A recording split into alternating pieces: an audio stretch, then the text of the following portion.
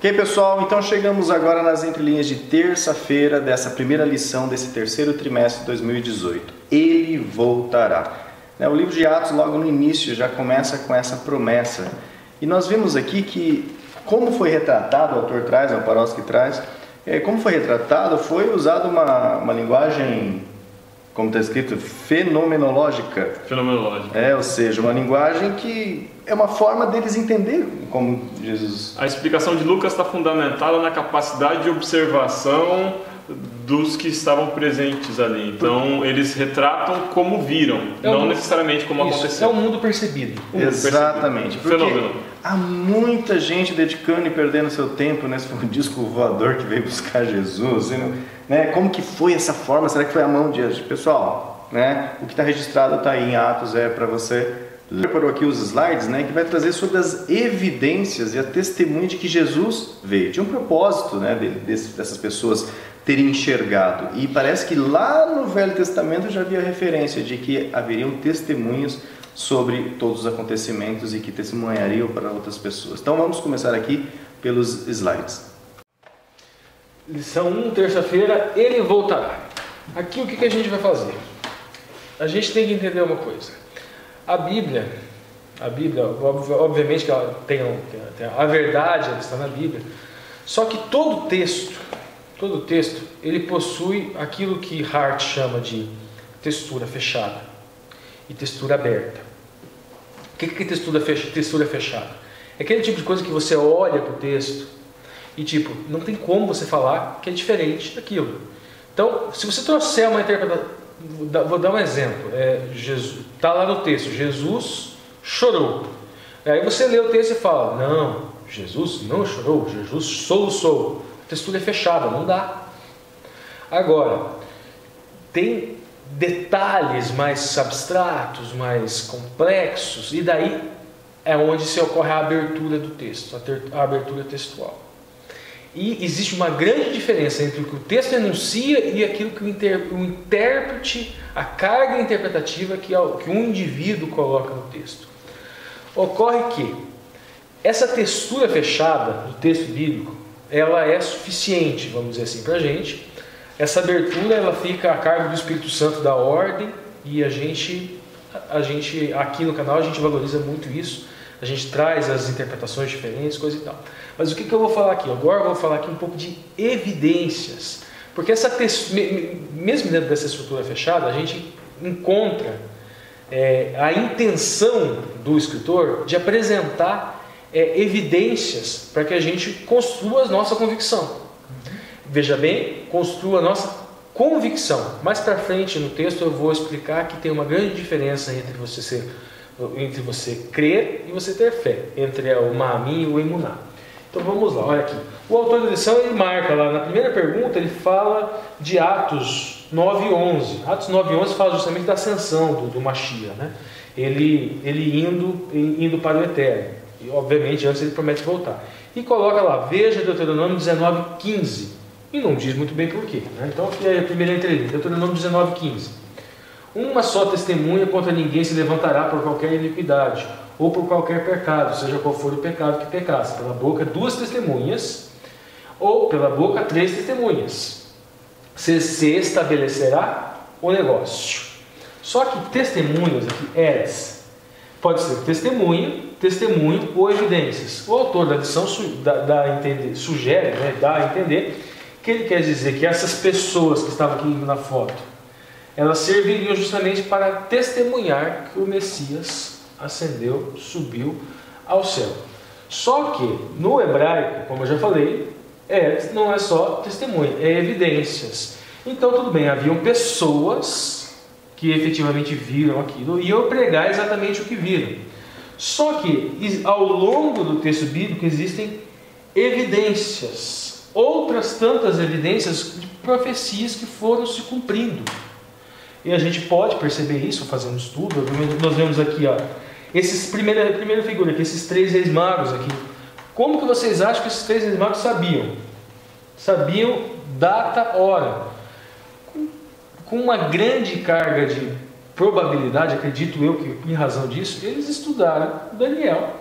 Eles sabiam, não sabiam, eles estudaram a profecia de Daniel, aquelas datas que nós estudamos hoje, provavelmente coincidiram, eles sabiam exatamente a data que o Messias ia sair, só foram no lugar errado, acharam que ele estaria no palácio. Aí precisou a intervenção sobrenatural para guiá-los para o caminho correto. O Messias sobre a água, o Messias ressuscitando os mortos, tudo isso aqui foram evidências. O Messias morto, nós já mostramos lá atrás toda a questão profética, e o Messias, casamento, a simbologia do casamento. O noivo ele vai para preparar o lugar, mais ou menos 1 ano, 2. Ninguém sabe a data, apenas o pai do noivo, a noiva sabe mais ou menos. Então todas essas simbologias e essas evidências foram apresentadas. E os judeus estavam lá e essas evidências não se converteram provavelmente em emuná. Talvez até muitos creram, mas emuná não desenvolveram. Vamos lá para a próxima. Agora a questão, a nuvem. Ele sobe aos céus e ele vai em direção a uma nuvem até que ele desaparece. Nós vamos tentar buscar algumas evidências no Velho Testamento com relação a essa nuvem. Além daquele fato de ser uma descrição do mundo visível, aquilo que eles viram, aquilo que os sentidos deles podiam captar, tem questões conceituais que a gente busca na própria Torá. Êxodo 19:9. E disse o Senhor a Moisés: eis que eu virei a ti numa nuvem, reanã espessa, para que o povo ouça, falando eu contigo, e para que também te creiam. Olha, veja bem aqui, é uma aminha aqui tem o elemento prefixal e aqui o sufixal. Creiam eternamente, porque Moisés tinha anunciado as palavras do seu povo ao Senhor. Êxodo 19. Mas por que aqui não está emuná? Gente, se o Eterno, a gente até estava conversando aqui fora das câmeras, o Alexandre até comentou, depois da conclusão, ele fez um comentário interessante que eu vou reproduzir. Esses milagres que Cristo fez, tantas e quantas pessoas viram esses milagres, ele andando sobre as águas, isso ajudou a desenvolver emuná? De maneira nenhuma. Isso ajudou a desenvolver isso aqui, ó. Então, tudo isso de incrível, de fenomenal, de espetacular, serve para você crer, não para desenvolver emuná, não para desenvolver fé no Eterno. Isso daqui você só desenvolve com comunhão. E veja bem, essas evidências que a gente vê no texto, a gente pode ver ao longo da nossa vida. No vídeo de sexta-feira da semana passada, eu fiz até um desabafo lá, e as evidências do Eterno, elas se manifestaram na minha vida como aquele pai que sempre me dava tudo, que no caso era o meu pai da terra. Eu vi um pai do céu fazendo exatamente a mesma coisa. Então essas evidências, você ao longo da sua vida, ao longo da comunhão com o Eterno, é que vão te fortalecendo na emuná. Essas evidências do cotidiano, não é coisas incríveis e miraculosas. Vamos lá, próximo. Histórias e parábolas para a família. Um inscrito, né, no grupo do WhatsApp mandou uma pergunta para mim com relação a isso aqui. Essa história do lenço dobrado também tem relação com Atos, com relação com Cristo que ressuscitou. E aqui é uma tentativa de encontrar evidências, acredito eu, onde não há evidências. Isso é muito perigoso, porque pessoas acreditam nisso aqui e, como é algo frágil, podem ter dificuldade para construir emuná. Você forja evidência. Exatamente. A forja de evidências pode servir para muitos enfraquecerem na fé. Esse padre aqui, Christian Shankar, ele escreveu esse livro aqui, eu achei o livro digital dele. Histórias e parábolas para a família. Aqui, vou voltar. Lá em João 27 fala o quê? E que o sudário, o lenço, né, em hebraico seria o sudar, aqui o elemento prefixal, que tinha estado sobre a sua cabeça, não estava com os lençóis enrolados, num lugar à parte. E ele fala o quê? Que isso seria uma tradição antiga, onde o amo e o servo, o amo estava à mesa, o servo estava servindo, ele dobrava o pano, o servo sabia que ele iria voltar. Então essa dobra seria uma evidência que ele iria voltar. No livro ele fala o seguinte: toda criança judaica sabia disso. Procurei, eu nunca tinha ouvido falar disso, primeira vez que eu ouvi falar disso na minha vida. Eu fui procurar em fontes judaicas, não encontrei nenhuma fonte judaica. Se toda criança sabia disso, como que os judeus hoje a gente não encontra evidências sobre isso? Então é uma evidência aparentemente falseada.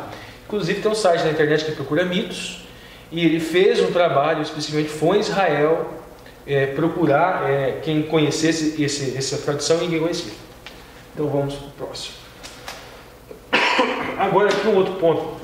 Essa nuvem tinha uma luz, obviamente, né? Esse relato fenomenológico do mundo visível que ele estava enxergando tinha a luz. Então vamos buscar no texto, na Torá, vamos buscar algumas coordenadas do texto para entender um pouco dessa luz. Gênesis 3:7. Então foram abertos os olhos de ambos e conheceram que estavam nus. E cozeram folhas de figueira, né, o tená, e fizeram para si aventais. Gênesis, né, no Bereshit 3:7. Tená tem uma conotação interessante, aqui um parênteses só que eu vou abrir, significa videira, mas com as mesmas letras você escreve outras, você traz outros conceitos que curiosamente se encaixam na história. Por exemplo, taná, desejo sexual, veja que eles estavam nus, só que esse desejo sexual ele tem uma conotação com o coito animal, então é um desejo sexual um pouquinho diferente. Aqui o teuná, desastre, o acidente. O acidente, no caso, o que aconteceu com eles, o pecado que entrou no mundo. Está mais para desastre, menos para acidente. O toaná, aqui, ser o subterfúgio, pretexto, desculpa. A gente carrega a conotação de Eva, tanto Eva como Adão começaram a dar desculpa. Adão foi a mulher, daí Eva foi a serpente, as desculpas. Então, só uma questão poética, a gente fecha parênteses e vamos para a questão da luz. Atos dos Apóstolos, lá no Atos dos Apóstolos, no capítulo 10, 31. Eis que diante de mim se apresentou um varão, vestes resplandecentes, um anjo, provavelmente, né, um mensageiro, e disse: Cornélio, a tua oração foi ouvida e as tuas esmolas estão em memória diante de Deus. Então nós temos aqui. Agora vamos entender um pouquinho do porquê esse fenômeno, né, no mundo visível dessa resplandecência, e que provavelmente Adão e Eva também os tinham, e por que eles tinham e perderam. E isso traz uma lição importante para a gente. Lá no Bereshit 3:21, Gênesis 3:21. E fez o Senhor de Adão a sua mulher túnicas de pele, e a palavra hebraica é ouro, e os vestiu. Ouro. Aqui em Gênesis 3 se escreve com um Ain e com um Resh. Agora, lá em Gênesis 1, ouro significa luz. Se escreve com um Aleph e com um Resh. Aqui, um rabino, esse aqui é o Rabenu Bechaim. Ele fala o seguinte, que aparentemente sugere que por vezes as palavras Zor pode ser conectada à luz, com um Aleph, e a pele com um Ai. Daí da mesma raiz, livre, cegar ou ofuscar.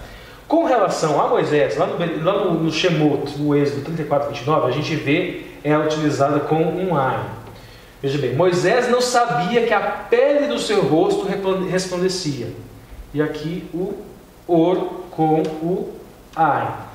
Esses elementos, essas evidências textuais que a gente encontra nos pictográficos, na conexão desse texto, nos levam à seguinte conclusão, de que esse fenômeno não seria algo em relação que a fruta tinha alguma propriedade, com relação a que tinha um disco voador, uma luz lá em cima. Não, a conexão que a gente faz no texto é com a presença do Eterno. Veja Moisés aqui. E por que o rosto dele resplandecia? Ele subiu na nuvem e ele estava na presença do Eterno. Então, a presença você estar presente com o Eterno, provavelmente haja até alguma questão física, é o que nos dá essas vestes de luz. E o pecado nos separou dessa presença do Eterno, dessa presença mais face a face, que poucos na história da humanidade tiveram. Então essas vestes foram retiradas de nós. Ele faz essas vestes utilizando o ouro para a pele, justamente para nos recordar que o Mashiach é que vai resgatar essa comunhão.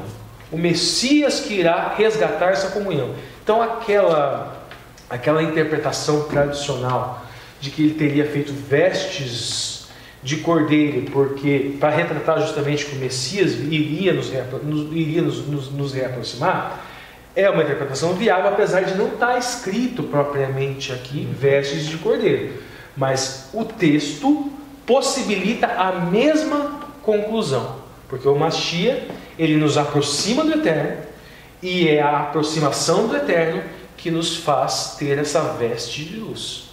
Luz regresse. Ok, pessoal, então aqui nós terminamos as entrelinhas de Ele Voltará, da lição de terça-feira. Fica aí o apelo para você deixar seu joinha, porque isso ajuda o vídeo a ser promovido, né, no algoritmo do YouTube, então ele é sugerido para outras pessoas que têm um perfil semelhante ao seu. Se inscreva no canal se não é inscrito e também acione o sininho para que você sempre receba o alerta do YouTube quando novos vídeos forem postados. E também, né, se quiser participar, tem o link aqui do grupo do WhatsApp para você ter acesso a esse material e também a outros materiais que o canal Entre Linhas disponibilizará para você. Se quiser comentar alguma coisa, sinta-se à vontade, comente aí, leia os comentários e participe aí dessa discussão sobre tudo que foi colocado aqui, que é um assunto bastante profundo sobre as evidências da volta de Cristo. Um abraço, então, até aos assuntos de quarta-feira. Ainda ficou faltando a parte Quase que ia dar tchau. simplificar.